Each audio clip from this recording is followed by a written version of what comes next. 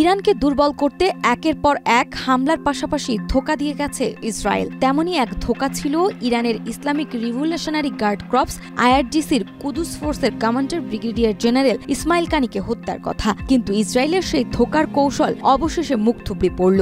জীবিত দেখা গেল ইসমাইল কানিকে। তেহরানে এক অনুষ্ঠানে জীবিত ও সুস্থ অবস্থায় দেখা গেছে ব্রিগেডিয়ার জেনারেল ইসমাইল কানিকে। ইসরায়েল দাবি করেছিল সাম্প্রতিক হামলায় তিনি নিহত হয়েছেন, তবে ২৪ জন তেহরানের জনসমাগমে তাকে উপস্থিত দেখা যায় বলে জানিয়েছে স্থানীয় গণমাধ্যম।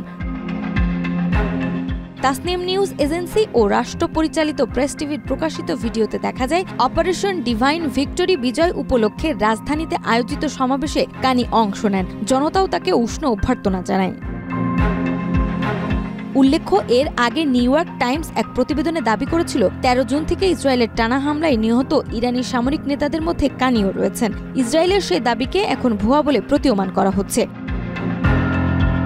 ২০২০ সালে মার্কিন ড্রোন হামলায় নিহত কুদুস ফোর্সের সাবেক প্রধান কাশেম সোলাইমানির মৃত্যুর পর ইসমাইল কানি দায়িত্ব গ্রহণ করেন। তার এই উপস্থিতি ইঙ্গিত দেয় আইআরজিসি কমান্ডো কাঠামো এখনও অটুট রয়েছে।